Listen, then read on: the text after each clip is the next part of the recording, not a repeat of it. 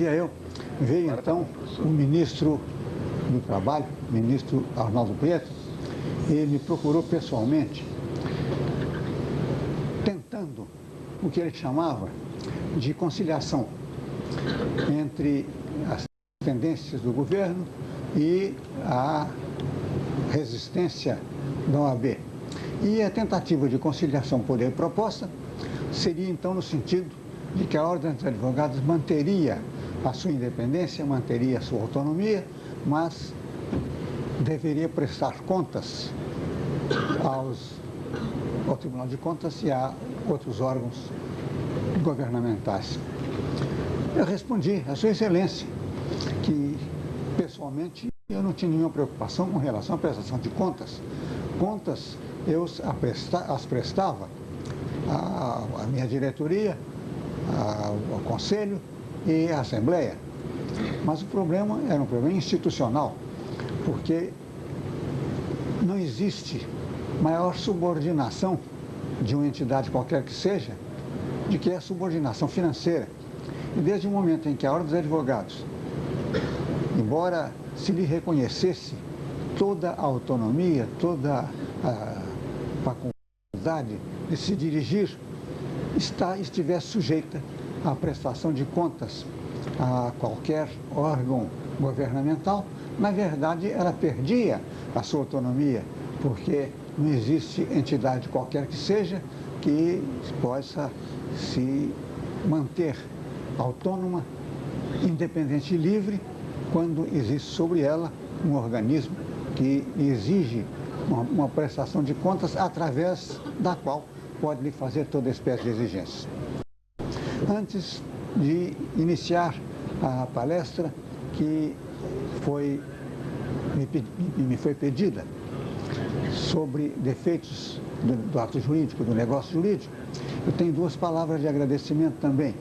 Uma ao professor Tepedino por esta homenagem que acaba de me prestar, oferecendo-me esta bela placa que ele já leu e de que o auditório tomou conhecimento. E outra, muito particularmente, e esse agradecimento maior ainda, a esse auditório. Agradecimento aos estudantes que, afastados das suas atividades, que desviados principalmente nessa época de preparo para provas, aqui se apresentam para ouvir umas palavras a respeito de assunto, a respeito do qual muitos já são conhecedores, outros ainda não. Então, uma espécie assim de informação eclética, foi-me pedido que falasse sobre os defeitos do negócio jurídico, porque dessa forma eu poderia me dirigir a todo o auditório. Se fosse escolhido um assunto de maior especialização, poderia interessar a um grupo menor de estudantes, ao passo que um assunto dessa natureza, pela sua generalidade ou pela sua extensão, poderia abranger um público maior. E eu vejo que a escolha foi muito bem feita e eu agradeço também ao Centro Acadêmico pela forma como conseguiu organizar com a deficiência de espaço, a acomodação para um público tão numeroso. Eu devo lhes falar então sobre os defeitos do negócio jurídico. Um assunto muitos consideram difícil. Não é. O problema todo consiste no traçado de uma subordinação lógica. Nosso ponto de partida é o próprio negócio jurídico. O que é o negócio jurídico? Deixando de lado quaisquer definições especializadas, podemos resumir numa frase simples. O negócio jurídico é uma declaração de vontade subordinada aos mandamentos legais e destinada à produção de efeitos. Este, então, é o negócio jurídico na sua pureza.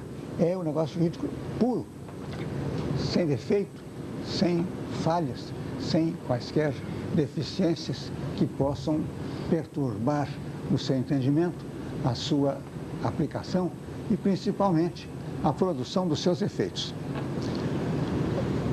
Partimos, então, dessa ideia central, que o negócio jurídico é uma declaração de vontade em obediência ao ordenamento legal, destinada a produzir um efeito jurídico ou os seus efeitos jurídicos regulares. Aí temos, então, a essência do negócio jurídico ou a essência do ato jurídico. Muitos ficam assim, um pouco perturbados com essa dicotomia, ato jurídico, negócio jurídico, e dirigindo-se ao Código Civil, encontra referência à definição do ato jurídico. Mas aquele conceito que o Código Civil emite de ato jurídico nada mais é do que a concepção germânica do negócio jurídico, Rechtsgeschäft, que o legislador de 1916, ainda um pouco impregnado da orientação francesa, preferiu denominar ato jurídico. Na realidade, todas as características do negócio jurídico estão estabelecidas naquelas disposições dos artigos 81 e 82 do Código Civil. No ato jurídico, por conseguinte, o pressuposto fundamental é uma declaração de vontade. Se não há uma manifestação de vontade, não há ato jurídico, não há negócio jurídico, não há nada. Porque ele nasce, ele se alicerça numa declaração de vontade. Mas não é qualquer declaração de vontade geradora do negócio jurídico.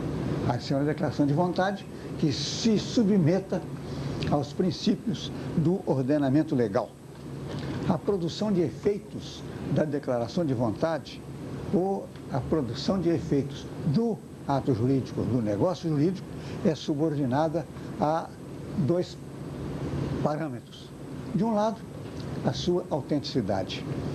O agente emitirá a sua vontade autenticamente, sem qualquer influência estranha ou sem qualquer penetração de fatores que a deformem.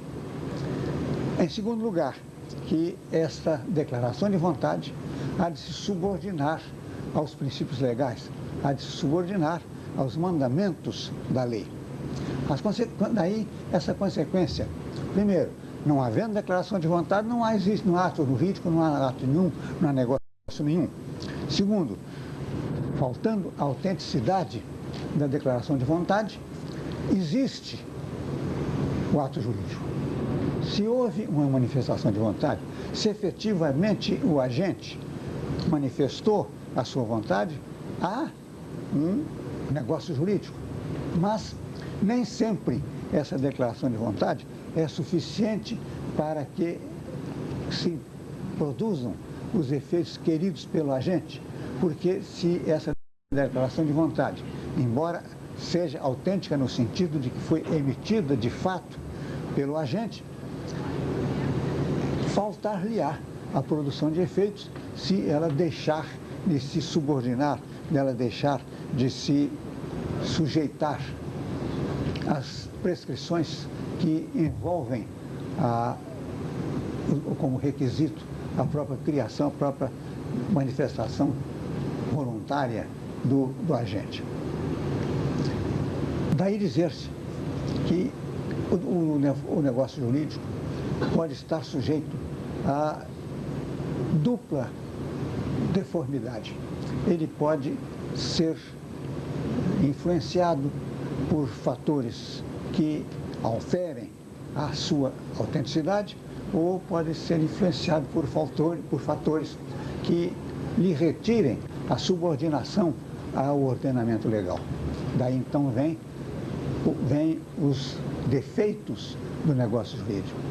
E pode-se desde logo ver que apenas em face desta primeira apresentação, os defeitos do negócio jurídico se apresentam em duas categorias.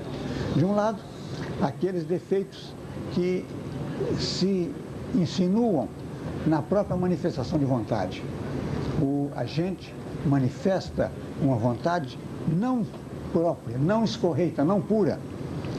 Então, dizemos que há vícios no consentimento, e esses vícios no consentimento são uma das categorias de defeitos do negócio jurídico. Mas, por outro lado, poderá haver uma manifestação autêntica do agente. Ele emite realmente a sua vontade, ele faz a declaração no sentido daquilo que ele quer, mas foge, desvia-se da rota estabelecida pelo ordenamento legal. Então, o negócio jurídico, embora provenha efetivamente do declarante, é também defeituoso por insubordinação aos princípios legais. Vai se dizer, então, e eu digo com os clássicos do assunto a partir de Cláudio Bevilacqua, o grande mestre de todos, que são duas as categorias de defeitos dos negócios jurídicos. De um lado, os chamados vícios do consentimento. De outro lado, os chamados vícios sociais, ou defeitos sociais. De um lado, aqueles que partem do agente, mas que não traduzem o verdadeiro querer do agente. De outro, então, são os vícios do consentimento, porque são atos ou declarações volitivas que não se que embora se subordinem ao formalismo legal, não traduzem o verdadeiro querer do agente.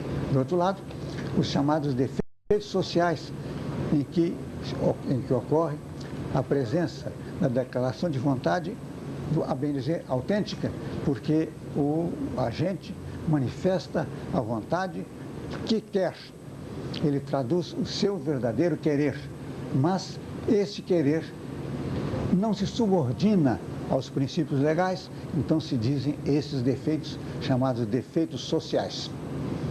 Os vícios do consentimento autênticos são três: erro, dolo e coação. Os defeitos sociais são a simulação e a fraude. Tem que passar em revista rapidamente uns e outros, porque qualquer deles constitui por si só objeto, e já tem sido objeto efetivamente, qualquer deles tem sido objeto de extensas monografias. Mas para subordinar esta nossa conversa à epígrafe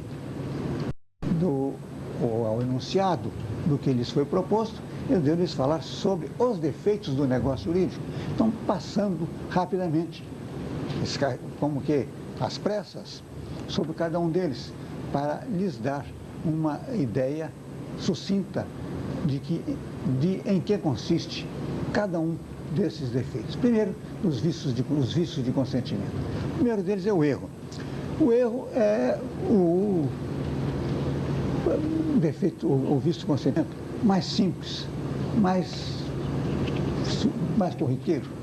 Ele consiste em que o agente manifesta a sua vontade influenciado por um elemento exógeno, em virtude do qual aquela declaração emitida pelo agente é feita no falso conhecimento das verdadeiras circunstâncias que envolvem o ato.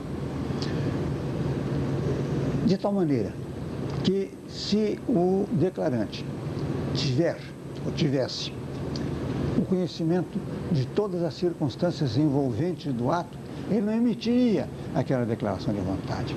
Ele a faz porque ele está na convicção de que o seu querer corresponde efetivamente àquilo que é a sua mais íntima intenção.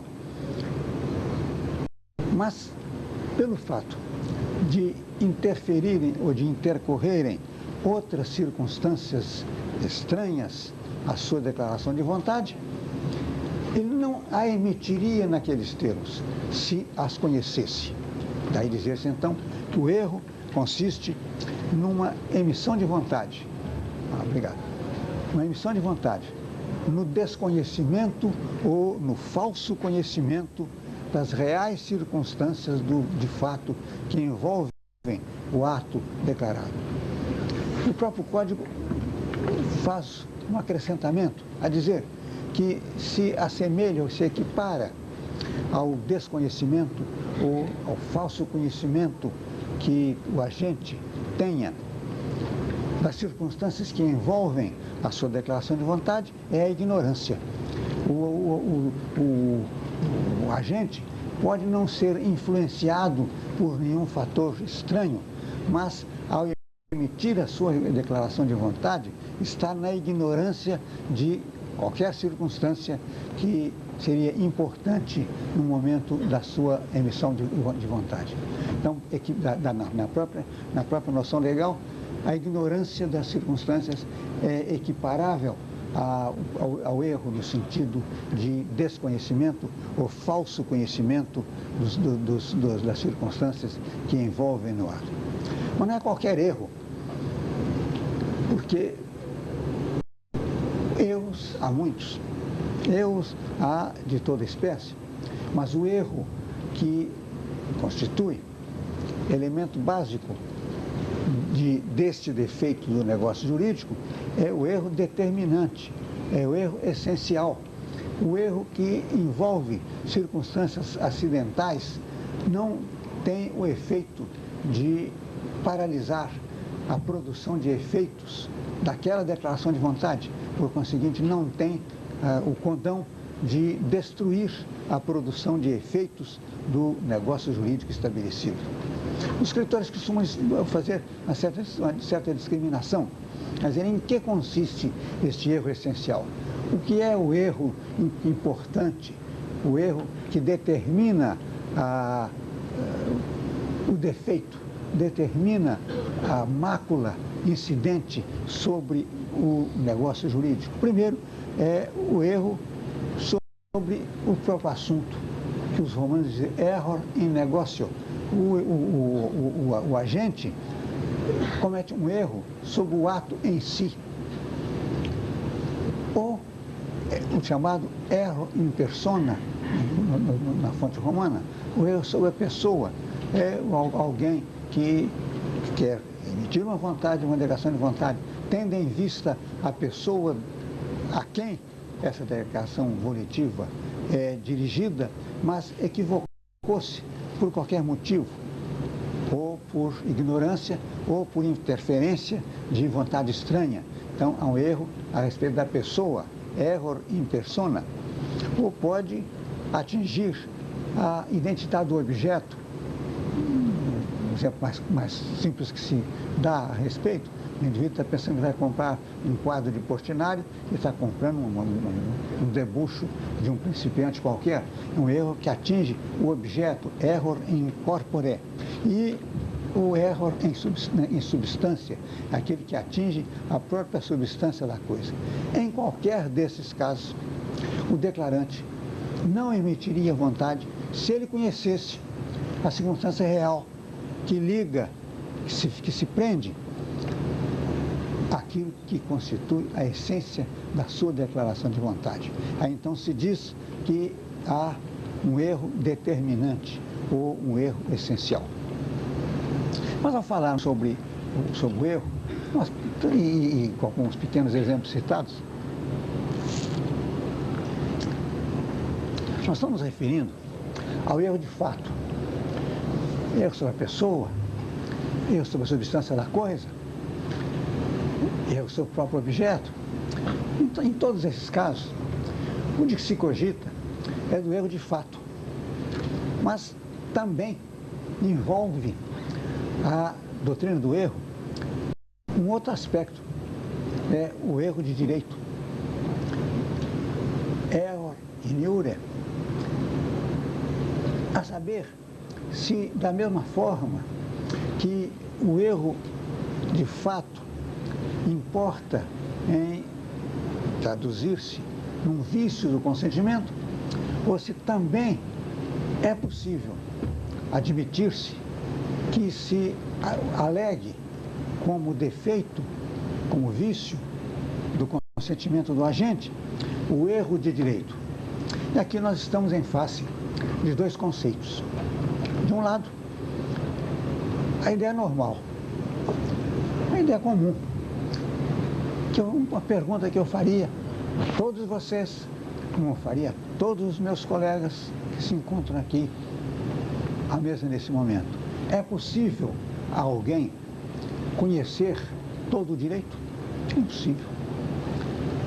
Não é possível, mesmo aos mais especializados, ter o domínio sobre todos os princípios legais, sobre todos os princípios jurídicos. Então, a alegação do erro de direito é uma alegação justa, é uma alegação lógica, pois se nenhuma pessoa tem a possibilidade de dominar todo o ordenamento jurídico, aquele que incide num erro sobre um princípio legal está fazendo uma alegação ponderável. Mas, de outro lado, existe um outro princípio que é igualmente importante, é a segurança da ordem jurídica. Se qualquer pessoa, a qualquer momento, a pretexto de qualquer ato que realiza, pudesse alegar o desconhecimento, o mau conhecimento ou a incidência de um erro sobre a norma jurídica, seria a própria segurança da sociedade que estaria em jogo, porque nenhum ato teria mais estabilidade, porque a todo momento o agente, a todo instante e por qualquer motivo, dizer, não, eu cometi um erro, eu cometi um engano, eu fui mal informado de um princípio legal. Então, o conflito entre esses dois princípios tem sido objeto de torturosa polêmica entre os autores, mas chega-se a uma situação, de certo modo, lógica. Se não é possível alguém justificar-se a ineficácia de uma declaração de vontade sob a alegação de que incidiu em erro de direito, de outro lado, a alegação do erro de direito importaria numa insegurança de toda a ordem social. Daí, os escritores mais modernos entenderem que dentro de um sistema legal como é o nosso, em que se faz a afirmativa de que a ninguém é lícito alegar o desconhecimento, alegar o desconhecimento da lei, nemo ius ignorare sensetur, a conciliação que se dá é que o erro de direito é admissível quando a invocação, a aplicação da norma que influenciou na declaração de vontade teria sido o fator determinante daquela declaração de vontade. Então, é uma circunstância de conciliação dos dois princípios. O princípio da realidade, que ninguém pode conhecer todo o direito, e o princípio da segurança, que não se pode atentar contra a eficácia de um ato sob a alegação de desconhecimento da lei.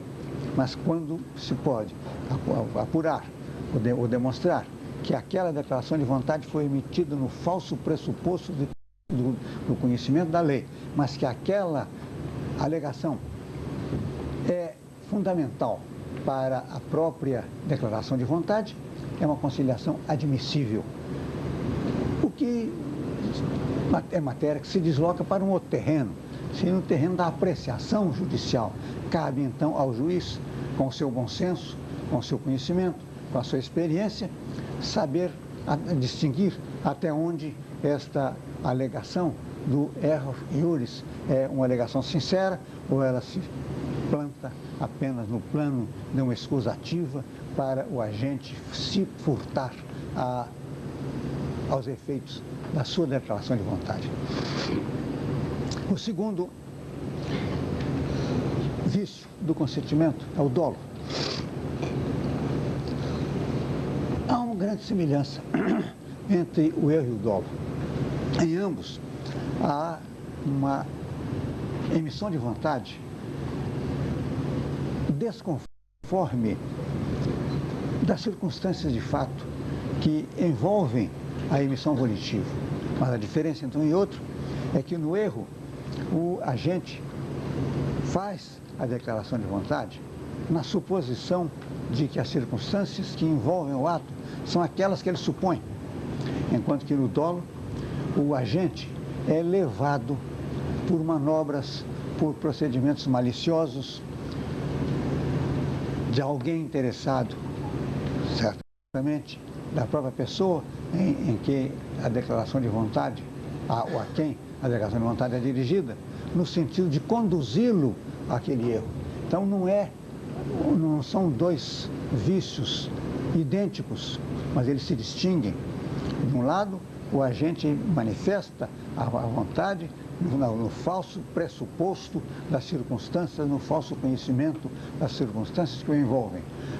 Erro.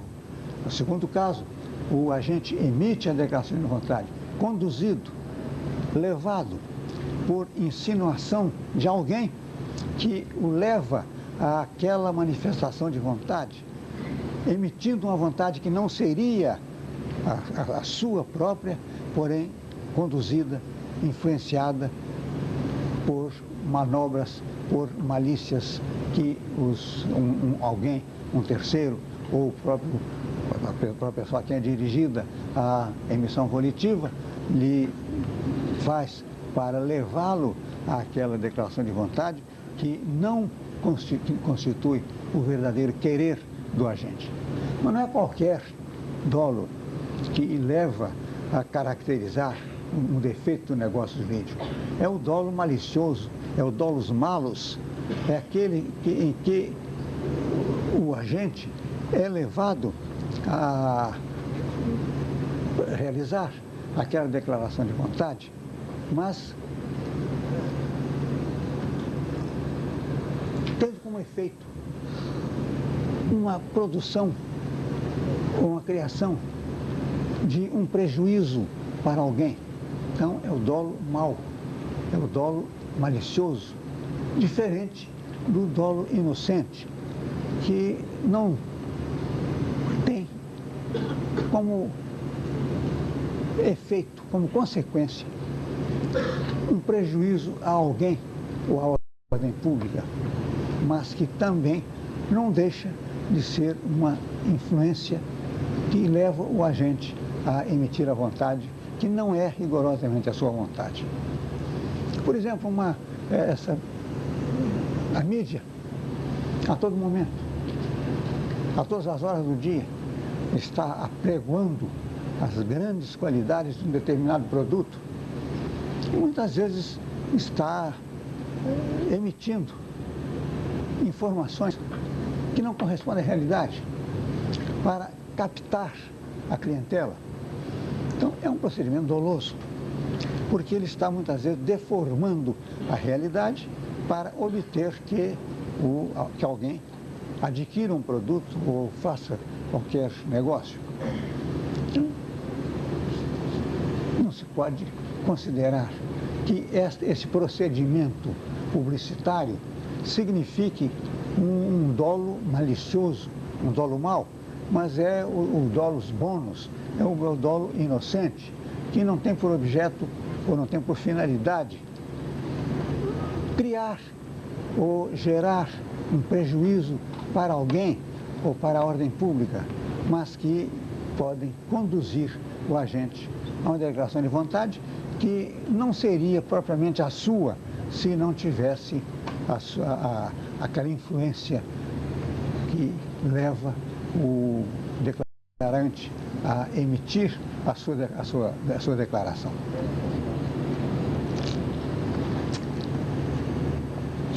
O comportamento doloso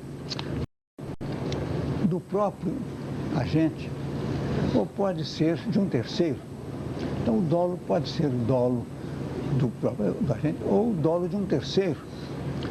É alguém interessado em que o agente emita a sua declaração de vontade, que insinua um quadro que deforma o seu verdadeiro querer. E, nesse caso, é um procedimento doloso, é o dolo de terceiro. Mas não é qualquer dolo que leva a negar-se produção de efeitos à declaração de vontade ou ao negócio jurídico. É o chamado dolo determinante. Dolos causam dans, dolo que dá causa, dolo que constitui a causa da declaração de vontade. Este dolo é o dolo determinante. Este é que leva à anulação do negócio jurídico, anulação do ato jurídico.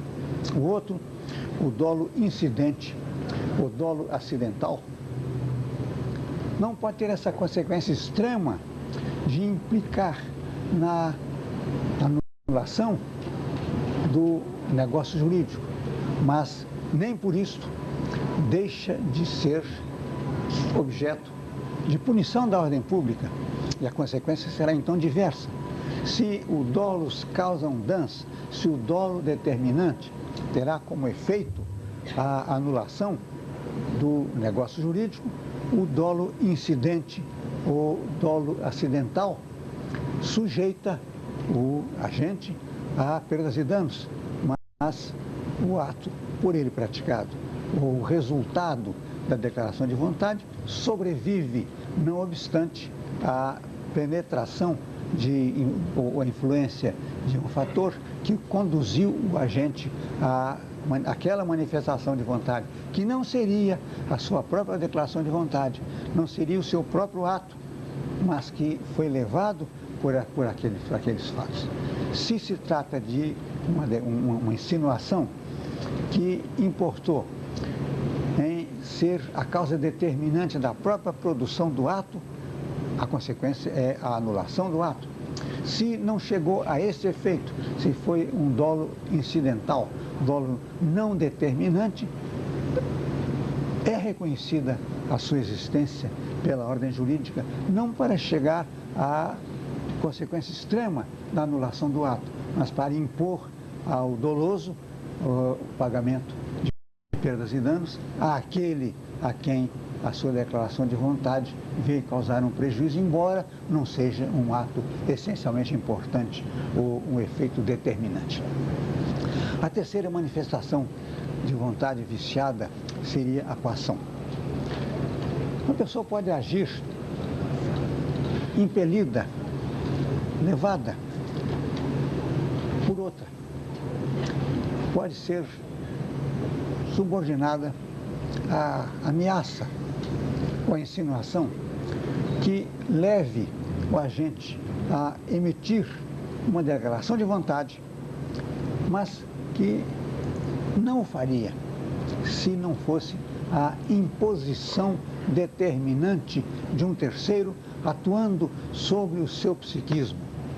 Ora, a imposição de vontade alheia sobre a do agente pode se apresentar sob duas modalidades. Uma é a imposição pela força, medido com um revólver, que leva o agente a assinar um documento, ou de uma outra forma qualquer, traduza a imposição de uma vontade alheia ao agente, mas de uma maneira violenta. Essa equação é chamada de vis absoluta, força absoluta, violência física, violência material. É um revólver apontado, é uma ameaça física de uma pessoa. Ou pode esta violência não se traduzir por uma coação material, mas pode traduzir-se por insinuações, por influência que atinge o psiquismo do agente, levando-o a praticar o ato. De um lado, o indivíduo que o pratica, levado pela força física de outrem, é a vis absoluta dos romanos, é a força física, o dolo material. Mas, de outro lado, é a força psíquica, é a insinuação, é uma forma de atuar sobre o psiquismo do agente, que anula a sua vontade. Por exemplo, a ameaça de um mal à própria pessoa, a ameaça de um mal a uma pessoa da sua família, a uma pessoa querida, e o agente, diante desta circunstância, de um lado, a sua vontade, que não é a realização daquele ato. De outro lado, a vontade do coator, que se insinua através de um procedimento de convencimento e o leva a praticar aquele ato, está igualmente sob coação. Então, os romanos chamavam de vis compulsiva.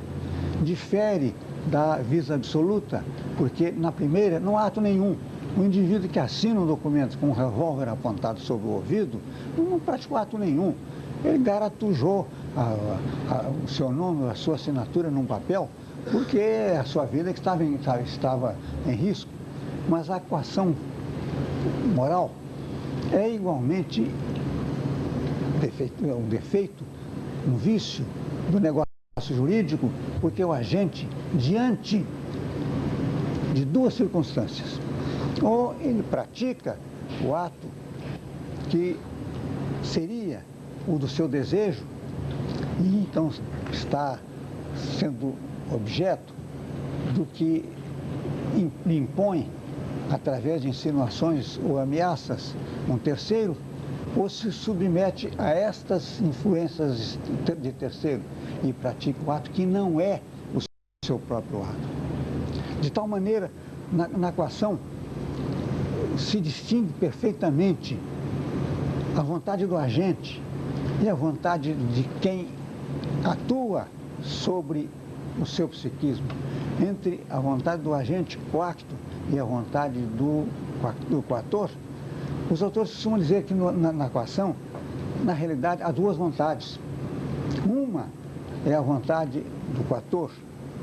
Através dessa vontade é que nasce o ato jurídico, enquanto que a outra vontade, a vontade do coacto, não chegou a se manifestar, porque foi conduzido a manifestar o seu desejo, a sua vontade, em divergência, divorciando do seu próprio querer para atender às imposições do coator, que consegue substituir a vontade do agente, a vontade dele, coator, na realização do ato. A coação atua então sob o ânimo do paciente. A pessoa coagida fez uma declaração de vontade que não emitiria se ele não sofresse aquela influência anormal. Ele não emitiria aquela declaração de vontade. Então, não realizaria aquele ato ou aquele negócio jurídico. Existe na ação uma manifestação de vontade. Diferentemente do erro e do dolo, na coação, o coacto, o agente coagido, emitiu uma declaração de vontade. Tudo leva a crer que ele, ao realizar aquele ato, o fez dentro da manifestação da sua própria vontade. Mas ele o fez porque, através de insinuações de uma má imposição de terceiro, atuando sobre o seu psiquismo, deformou a sua vontade para levá-lo a um ato que ele não realizaria, que não praticaria, ou a declaração de vontade que ele não emitiria se não sofresse aquela influência. Os romanos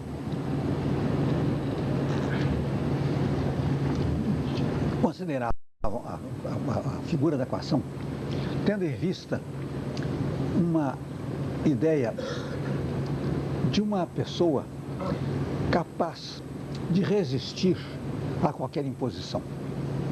É o Vir Horacianus, um homem capaz de resistir a qualquer influência. O mundo pode desabar em torno dele e ele realiza o ato que ele quer, ou deixa de realizar o ato que lhe foi trazido por outrem, mas que mas que ele não queria e por isso que foi capaz de resistir. Mas o nosso direito não pode placitar uma doutrina dessa ordem. Então, o nosso Código Civil, no artigo 99, considera a relatividade da influência da coação e diz que a coação como vício do consentimento, deverá ter em circunstância ou ter em consideração a pessoa do coagido. Um indivíduo enfermo, um indivíduo em más condições psicológicas, um menor ainda sem condições de se dirigir e que, ao atingir a maioridade, quando já é capaz de praticar um ato, é levado por alguém a praticar um ato, que ele não tem condições de resistir àquela influência.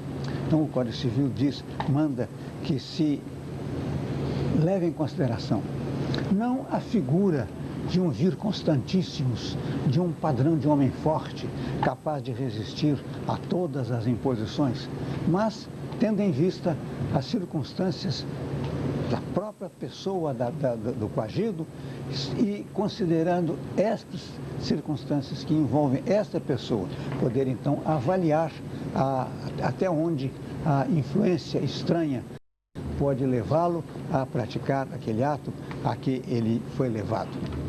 Os autores, nesse ponto, estão a fazer uma distinção, a dizer que muitas vezes a pessoa pratica um ato, não é propriamente coagido, mas é levado a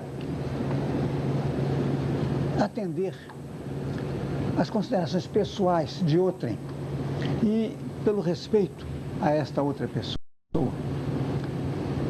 pratica o ato para não desagradar.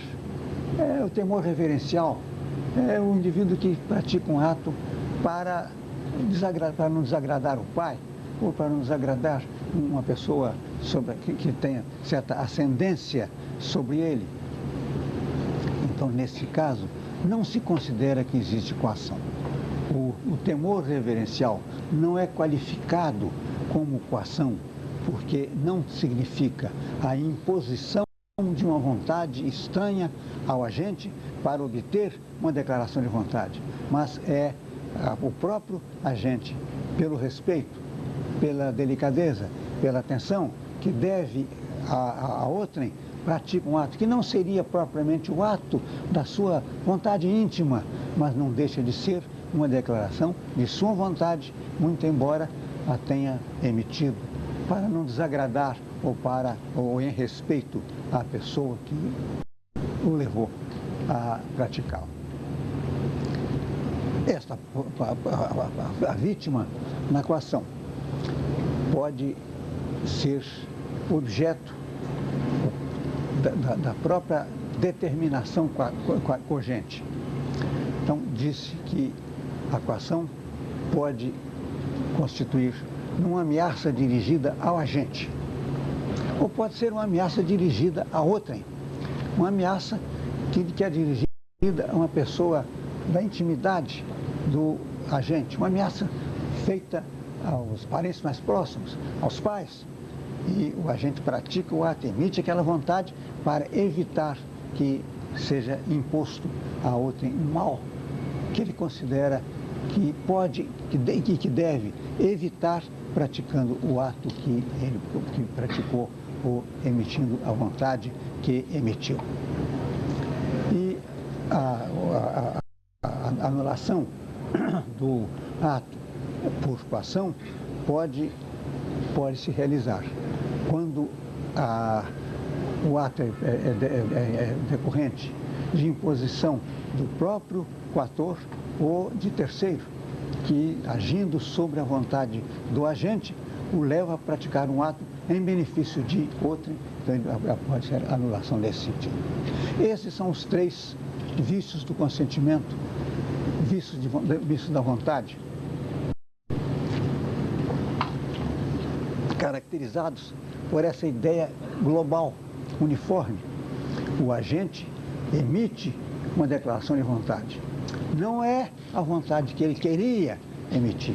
Ela não traduz o seu verdadeiro querer, mas é uma vontade declarada, tendo em vista circunstâncias estranhas, exógenas, que atuam sobre a sua vontade, no sentido de deformar a declaração volitiva de tal forma que não seria esta a emissão de vontade do agente, de um lado, se ele conhecesse as verdadeiras circunstâncias do ato, erro.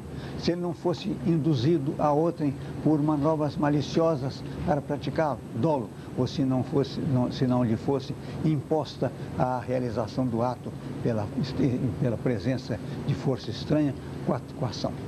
São os três chamados vícios do consentimento. Os outros dois são chamados vícios sociais, ou são chamados defeitos sociais do negócio jurídico.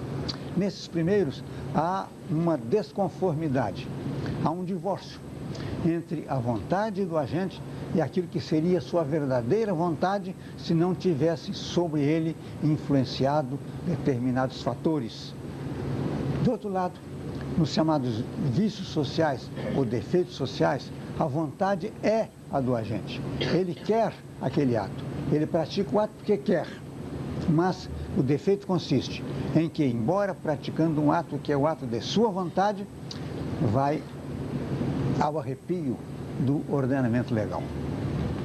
O ato é verdadeiro, é autêntico, no sentido de que é a manifestação volitiva do agente.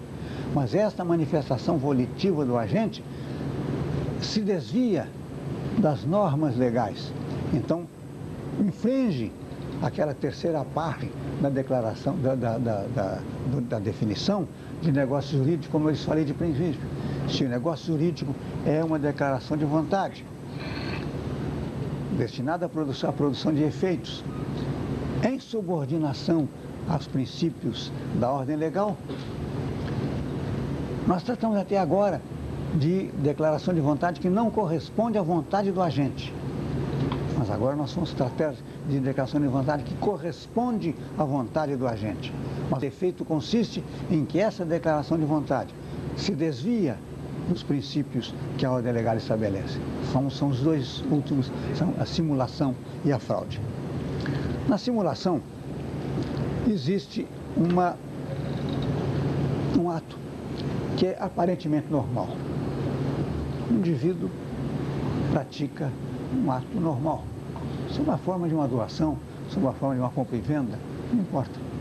É um ato com todas as características de um ato que aparentemente reveste todas as características de um ato normal, de um ato que não se apresenta defeituoso, mas, na realidade, ele não produz os efeitos normais do ato porque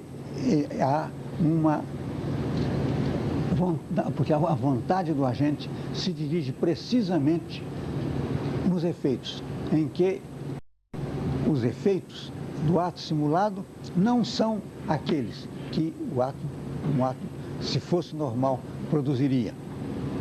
O Código Civil se refere à simulação, tendo em vista duas modalidades de simulação.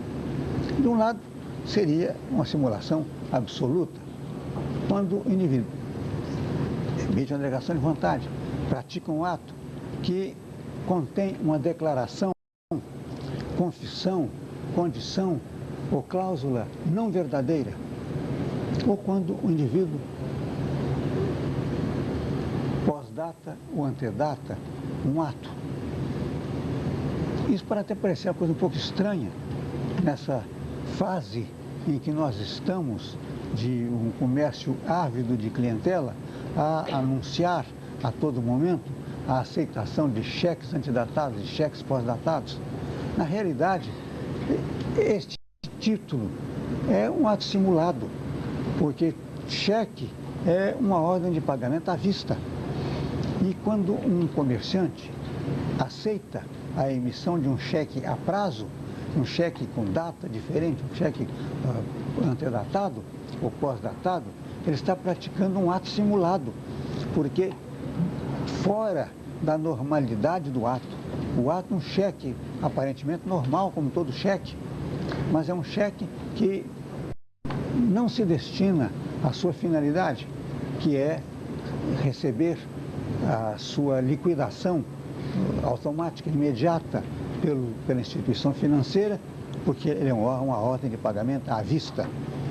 Mas, pela lei, dentro das características mencionadas no artigo 102 do Código Civil, trata-se de um ato simulado.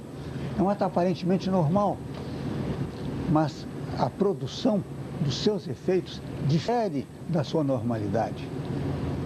Quando o indivíduo faz uma confissão falsa ou assina um contrato em que existe uma cláusula não verdadeira, ele está praticando um ato com todas as aparências de um ato rigorosamente normal, mas aquela cláusula insinuada dentro do instrumento importa em que há ali uma declaração de vontade que contém uma cláusula, uma condição que não corresponde à verdade, que não é verdadeira. Ou quando se trata de documento antedatado ou pós-datado. Essas duas modalidades são as chamadas modalidades de simulação absoluta. Absoluta por quê? Porque o ato tem todas as características de um ato rigorosamente normal, mas não produz, não é destinado à produção daqueles efeitos que normalmente aquele ato devia produzir. A outra modalidade de simulação é a chamada simulação relativa, quando o documento se propõe a conferir direitos ou transferir direitos à pessoa diferente daquela a quem ele normalmente se destina. Isso é mais frequente do que se pensa. Ocorre quando uma pessoa, através de um ato com todas as aparências de um ato normal, está na realidade conduzindo a produção de efeitos diversamente daquilo que seria a produção normal de efeitos daquela declaração de vontade. Um caso muito típico dessa natureza ocorre quando o agente quer beneficiar outrem, mas não o pode fazer. É um pai que quer doar a um filho um bem, mas ele não pode fazê-lo. Ele quer vender a um filho um bem, um imóvel, quer vender um filho um imóvel. Mas o Código Civil diz que o ascendente não pode vender ao descendente sem que os demais descendentes expressamente o consintam. Então, o que faz ele? Ele vende a terceiro e esse terceiro transfere ao seu filho. Então, há aí um ato chamado simulação relativa ou dissimulação. Dissimula-se o ato, simula-se um ato através de um outro ato. Então, o agente faz uma doação ou uma venda a X para que este, depois, em outro momento, transfira esse mesmo bem para o verdadeiro destinatário a quem o agente não poderia, por disposição legal, transferi-lo. Então, o ato é normal na sua aparência. A produção de efeitos normalmente, aparentemente, é exata, mas na realidade aquele ato se destina à produção de um efeito que não é o efeito que a lei atribui ao ato praticado. Daí então o Código Civil caracterizar como simulação e que os autores mais detidamente ou mais especificamente chamam de dissimulação. Está dissimulando um ato através de outro ato, está transferindo ou conferindo a outrem direitos que não são aqueles que ele na realidade queria transferir ou encaminhar.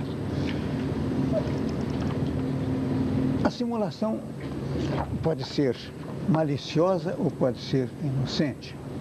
A simulação maliciosa é aquela que traz prejuízo a outrem. Um indivíduo que, numa escritura de compra e venda, faz a declaração que o preço foi pago no ato, quando na realidade ele não foi pago no ato, ele já tinha sido pago por antecipação, o vendedor já recebeu o dinheiro antes e declara na escritura que está recebendo o preço no ato e dá quitação daquele preço. É uma simulação, porque está fazendo a declaração que não é a declaração verdadeira, mas que não prejudica ninguém, porque o vendedor recebeu o dinheiro, o comprador pagou o preço, então é uma simulação, se diz simulação inocente. Qual a razão disso? O que importa, não se pesquisa, não se vai procurar. Mas a simulação é defeito que anula o negócio jurídico quando ela tem como consequência, tem como efeito uma violação da lei ou tem como consequência um prejuízo que se atribui a outrem. A simulação inocente não traz anulação do ato, a simulação maliciosa é que traz anulação do ato. Agora, não existe um padrão, não existe um ato que se possa apresentar com as características de simulação como um ato configurado, desenhado. Isso depende da circunstância de cada caso. Vem aí a sensibilidade do juiz que aprecia o caso a verificar se, naquelas circunstâncias que envolveram o ato, há uma declaração de vontade escorreita, limpa, pura, ou se essa declaração de vontade tem por efeito praticar uma irregularidade ou atribuir a outrem direito daquele a quem aparentemente produz. A regra importante em matéria de simulação é que aquele que pratica o ato simulado não a pode alegar em seu benefício.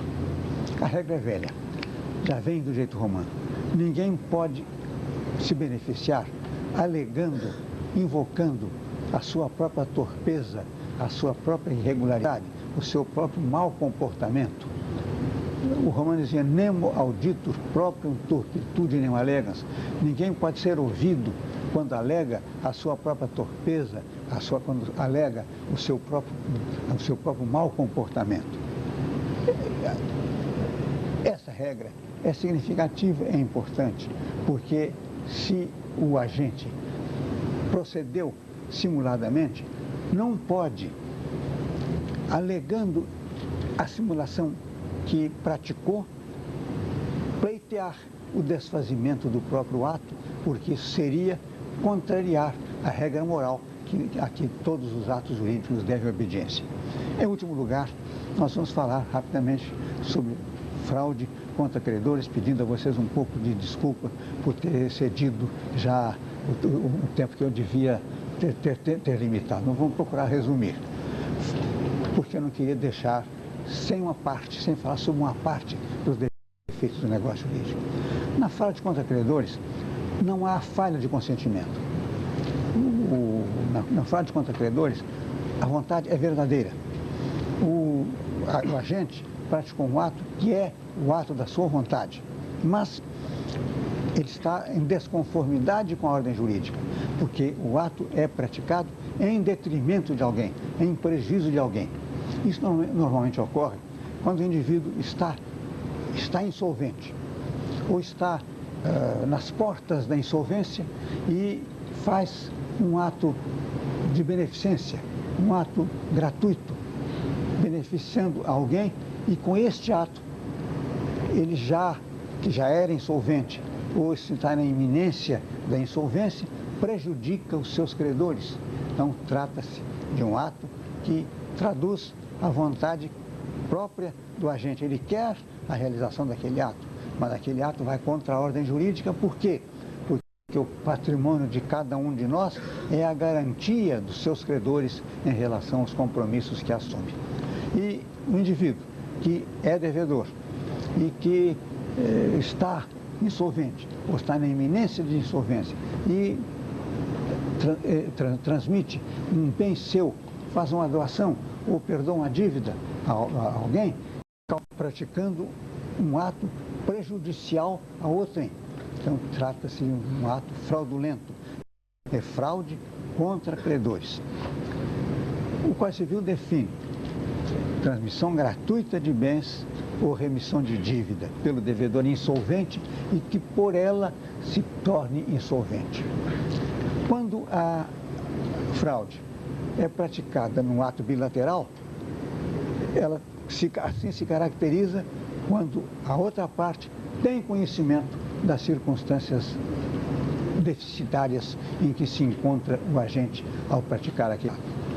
Com esta exposição, eu procurei dar a vocês uma ideia de conjunto, como se fosse assim, um quadro expositivo geral dos defeitos do negócio jurídico. E peço que me relevem o fato de ter prendido um pouco mais do que um tempo regulamentar, mas eu não queria deixar a descoberto qualquer dos defeitos ou vícios do consentimento. Muito obrigado a vocês.